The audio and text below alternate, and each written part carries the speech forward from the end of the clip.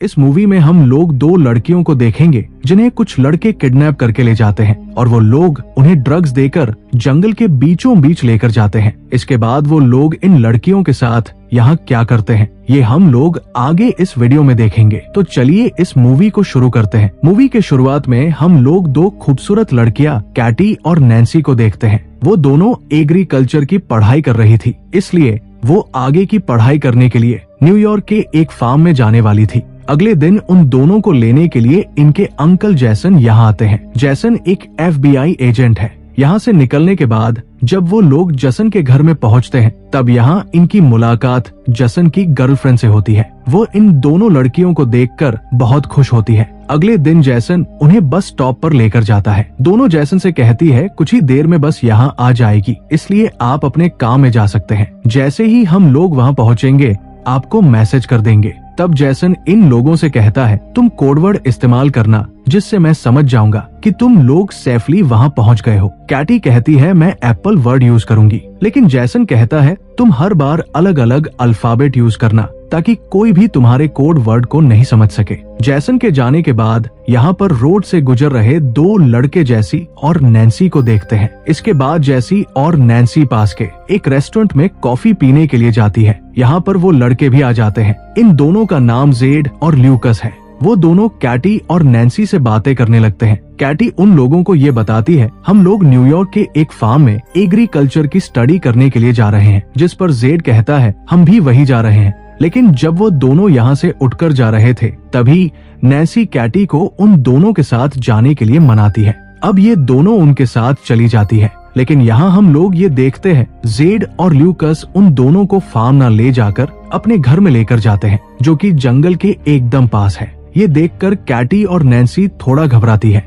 और ये लोग इन्हें तुरंत गाड़ी को फार्म की तरफ ले जाने के लिए कहती है। लेकिन तभी घर से जेड और ल्यूकस की मॉम आती है, जो कि इन दोनों को बड़े प्यार से चाय के लिए इनवाइट करती है और वो कहती है जेड और ल्यूकस तुम्हें बाद में वहाँ पहुँचा देंगे। अब ये दोनों चाय पी रहे थे तभी कैटी के पास उसके अंकल जैसन का मैसेज आता है, जिसमें कैटी उन्हें कोडवर्ड में एप्पल लिखकर रिप्लाई करती है, जिससे जैसन ये समझ जाता है कि वह दोनों सेफली फार्म में पहुंच गई है। अब ल्यूकस की मॉम उन दोनों को कुछ खाने के लिए देती है, जिसे खाते ही कैटी और नैन्सी को नशा होने लगता है क्योंकि उस खाने में ड्रग्स मिला हुआ था। अब ये दोनों समझ चुकी थी कि उनके साथ गलत किया जा रहा है, जिसके बाद ये दोनों यहाँ से भागने की कोशिश करती है, लेकिन थोड़ी दूर जाकर वो बेहोश हो जाती है। जिसके बाद जेड और ल्यूकस यहाँ आकर इन्हें उठाकर वापस घर में लेकर जाती है। अगले दिन जब इन दोनों को होश आता है तब ये लोग खुद को एक जंगल में पाती है। इनके हाथ लोहे के जंजीरों से बंधे हुए थे। ये देखकर ये दोनों बहुत डर जाती है और हेल्प के लिए चिल्लाने लगती है। तभी यहाँ पर जेड आता है और वो इन लोगों से कहता है तुम जंगल की एक ऐसी जगह पर हो जहाँ पर दूर दूर तक कोई इंसान नहीं है, इसलिए तुम्हारे चिल्लाने का कोई फायदा नहीं है। कुछ देर बाद यहाँ पर बोरिस नाम का एक आदमी आता है और वो कैटी को उसका फोन दिखाता है। वो कहता है तुम्हारे फोन पर किसी जसन नाम के आदमी ने मैसेज किया है, जिसे तुमने पिछली बार एप्पल लिखकर भेजा था। वो दोनों से इसका मतलब पूछने लगता है, जिस पर कैटी कहती है एप्पल एक कोडवर्ड है जिसका मतलब है हम दोनों सेफ है। इसके बाद बोरिस जैसन को रिप्लाई करते हुए ये कहता है कि सब कुछ ठीक है और साथ में कोड वर्ड एप्पल भी लिखता है। इसके बाद वो लोग कैटी और नैन्सी को उनके सामने ही नहाने के लिए फोर्स करते हैं। तभी यहाँ पर शेरिफ आता है। शेरिफ को यहाँ देखकर कैटी और नैन्सी उससे मदद मांगने लगती है, लेकिन कुछ देर बाद इन्हें पता चलता है कि ये पुलिस ऑफिसर भी जेड और ल्यूकस के साथ मिला हुआ है। ये देखकर वो दोनों और भी डर जाती है। इसके बाद हम लोग ये देखते हैं वो पुलिस वाला पावर बढ़ाने के लिए एक दवा खाता है और वो अपने लिए कैटी को चूज करता है। इसके बाद हम लोग उस पुलिस वाले को कैटी के कंटेनर से बाहर आते हुए देखते हैं। इस सीन को देखकर हम लोग ये समझ पाते हैं कि उस पुलिस वाले ने कैटी के साथ क्या किया होगा। वहीं दूसरी ओर हम लोग जैसन को देखते हैं, जिसे कैटी और नैन्सी की बहुत फिक्र हो रही थी क्योंकि कैटी ने मैसेज में एप्पल वर्ड को दोबारा यूज किया था। इधर वो लोग नैन्सी के कंटेनर में एक शराबी और संकी आदमी को भेजते हैं, जो कि अंदर जाकर नैन्सी को बहुत टॉर्चर करता है, जिससे नैन्सी बहुत चिल्लाती है और इसके बाद वो नैन्सी के साथ जबरदस्ती करता है। यहाँ पर ये सभी लोग हैवानियत की सारी हदें पार कर चुके थे। असल में ये लोग कैटी और नैन्सी से जबरदस्ती धंधा करवा रहे थे। इधर जैसन कैटी और नैन्सी के बारे में पता करने के लिए न्यूयॉर्क के एग्रीकल्चर फार्म में कॉल करता है। तब उसे ये मालूम चलता है कि वह दोनों एक बार भी वहाँ नहीं गए हैं, जिससे जैसन ये समझ जाता है कि वह दोनों बहुत बड़ी मुसीबत में है। इसके बाद वो तुरंत उन्हें ढूंढने के लिए निकल जाता है। इधर कैटी और नैन्सी के साथ बहुत बुरा हो रहा था, क्योंकि यहाँ अगले कस्टमर के आने से पहले जेड और ल्यूकस उन दोनों के चेहरे को कपड़े से ढक देते हैं और वो कस्टमर भी पिग वाला मास्क पहन लेता। इसके बाद जब वो कस्टमर इनके पास आता है, तब जेड और ल्यूकस कैटी और नैन्सी के चेहरे से उस कपड़े को हटाकर इन दोनों को कस्टमर को दिखाते हैं। जैसे ही ये दोनों लड़कियां इस आदमी को देखती हैं, वो लोग इसके चेहरे को देखकर बहुत डर जाती हैं और जोर जोर से चिल्लाने लगती है। इसके बाद वो आदमी नैन्सी को चूज करता है। वो उसे कंटेनर में ले जाकर उसके साथ जबरदस्ती करता है। अब उस आदमी के जाने के बाद जब कैटी नैन्सी के पास में जाती है, तब वो देखती है नैन्सी की हालत बहुत ज्यादा खराब हो चुकी है। वहीं दूसरी तरफ इधर जैसन पुलिस स्टेशन पहुंचता है और वो यहाँ एक ऑफिसर से मिलता है। ये वही पुलिस ऑफिसर है जिसने कैटी के साथ जबरदस्ती की थी। जैसन उसे कैटी और नैन्सी के किडनैपिंग के बारे में बताता हुआ ये कहता है कि वो भी एक FBI एजेंट है, जिस पर वो पुलिस ऑफिसर जैसन से ये पूछता है, आपको कैसे पता है कि वह दोनों किडनैप हुई है? जिस पर जैसन उन्हें कोड वर्ड वाली बात बताता है। वहीं इधर ये पुलिस ऑफिसर बोरिस को सारी खबरें देता है कि इन दोनों लड़कियों के अंकल FBI एजेंट है और वो इन दोनों को ढूंढ रहे हैं और कैटी ने हमें उस कोडवर्ड के बारे में गलत इन्फॉर्मेशन दी थी। इसके बाद बोरिस जेड को उस कंटेनर से थोड़ा दूर ले जाकर उससे बातें करता है कि इन दोनों लड़कियों को जल्द से जल्द ठिकाने लगाना होगा, वरना हम लोग मुसीबत में पड़ सकते हैं और हमें शहर से आने वाली और भी नई लड़कियों को पकड़ना है। इधर कैटी अपने कंटेनर के पास में खड़ी होकर चुपचाप इन दोनों की बातों को सुनती है। इन दोनों की बातें खत्म होने के बाद बोरिस कैटी के कंटेनर में जाकर उसके साथ फिर से जबरदस्ती करता है। वही दूसरी ओर जैसन भी वही रेस्टोरेंट पहुंचता है जहां पर कैटी और नैन्सी को वह दोनों लड़के मिले थे। वह यहाँ पर काम कर रहे एक आदमी से उन दोनों के बारे में पूछता है। वो आदमी जैसन को बोरिस के गाड़ी के बारे में बताता है। इधर कैटी नैन्सी को ये बताती है, ये लोग हमें अब मारने वाले हैं। तभी जेड और बोरिस उसी नशेड़ी आदमी के साथ यहाँ आते हैं जिसने कैटी के साथ जबरदस्ती की थी। वो लोग नशेड़ी आदमी से कहते हैं, हम लोग जल्द ही वापस आएंगे, तब तक तुम इन दोनों लड़कियों पर नजर रखना। ये कहकर वो लोग यहाँ से जाते हैं। उन दोनों के यहाँ से जाते ही कैटी उस नशेड़ी आदमी को अपनी तरफ अट्रैक्ट करने लगती है और उसे अपने साथ इंटीमेट होने के लिए उकसाती है। ऐसा करते हुए वो जैसे ही उस नशेड़ी आदमी के पास में जाती है, वो उसके गले पर जोर से काट लेती है, जिससे उसके गले से खून निकलने लगता है और यहीं पर उस नशेड़ी की मौत हो जाती है। इसके बाद वो दोनों अपनी हथकड़ियां खोलकर वहीं पर छुप जाती है। जब पुलिस वाला यहाँ पहुँचता है, तब वो लोग चुपके से पुलिस वाले की गाड़ी को चुराकर यहाँ से भाग जाती है।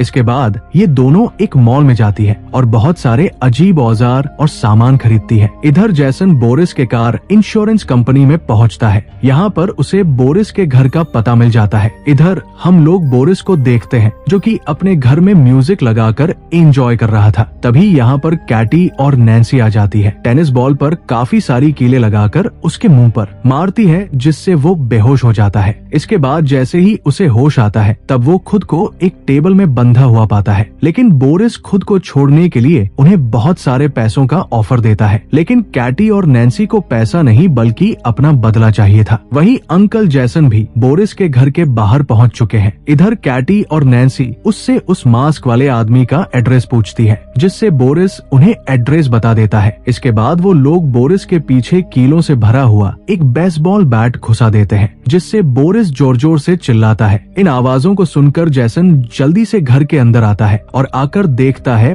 बोरिस मर चुका है। तभी उसे घर के बाहर गाड़ी की आवाज सुनाई देती है, लेकिन जब तक वो बाहर जाता, कैटी और नैन्सी यहाँ से निकल चुकी थी। अब जैसन जल्दी से पुलिस स्टेशन जाता है और उस पुलिस ऑफिसर से दोबारा कैटी और नैन्सी के बारे में पूछता है। इसी दौरान जैसन कैटी और नैन्सी को कॉल करने की कोशिश करता है। तभी उसे पता चलता है कैटी का फोन उस पुलिस ऑफिसर के जेब में है। इससे पहले कि जैसन कुछ कर पाता, वो पुलिस ऑफिसर ऑफिसर जसन के पीछे गन पॉइंट करके खड़ा हो जाता है। वहीं इधर कैटी और नैन्सी एक चर्च में पहुंचते हैं, जहां हम लोग ये जानते हैं वो पिग मास्क वाला आदमी कोई और नहीं बल्कि इस चर्च का फादर है। तभी कैटी पीछे से उस पर हमला करके उसे बेहोश कर देती है। इसके बाद वो दोनों उसे गाड़ी के पीछे बांधकर घसीटते हुए टाउन की तरफ लेकर जाते हैं। इसके बाद ये लोग एक दुकान से माचिस और पेट्रोल खरीदकर उसे जलाकर मार देते हैं। वहीं इधर हम लोग ये देखते हैं वो पुलिस वाला जैसन को एक चेयर से बांध देता है। कुछ देर के बाद वो नई लड़कियों को किडनैप करके यहाँ पर लाता है। इसके बाद जब वो लड़कियों के साथ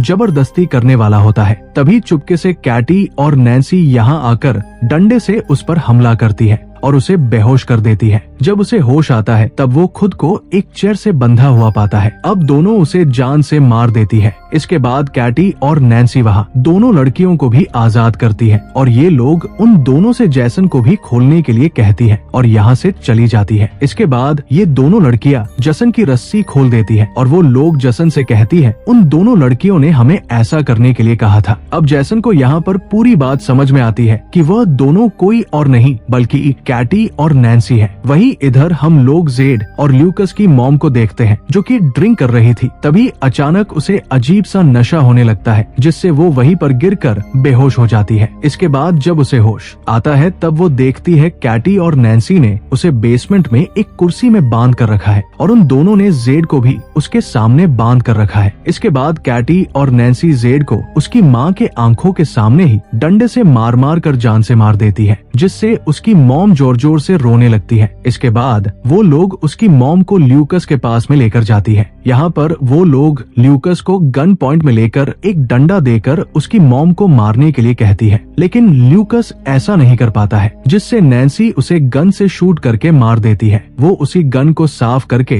ल्यूकस के हाथों में देती है ताकि पुलिस को ऐसा लगे कि दोनों माम बेटे आपस में ही लड़कर मर गए हैं। इसके बाद ल्यूकस की मॉम कैटी और नैन्सी से ये कहती है अगर तुम मुझे नहीं मारोगी तब मैं तुम्हें बहुत सारे पैसे दे सकती हूँ। उसकी बात सुनकर कैटी और नैन्सी बहुत हंसती है। तभी नैन्सी एक कटिंग मशीन से बहुत ही बेरमी से उसके सर को काट देती है। अब हम लोग कुछ दिनों बाद का सीन देखते हैं। यहाँ अंकल जैसन कैटी और नैन्सी के घर में जाते हैं और उन दोनों को दोबारा अपने साथ न्यूयॉर्क लेकर जा रहे थे और इसी सीन को दिखाते हुए ये मूवी यहीं पर खत्म हो जाती है। ऐसे ही वीडियोस के लिए आप हमें टेलीग्राम और इंस्टाग्राम पर फॉलो कर सकते हैं, जिसका लिंक डिस्क्रिप्शन में दिया हुआ है। और मूवी अच्छी लगी हो तब एक लाइक जरूर कर देना और ऐसे ही वीडियोस के लिए मेरे चैनल को जरूर सब्सक्राइब कर लेना। तो मिलते हैं हमारे नेक्स्ट वीडियो में।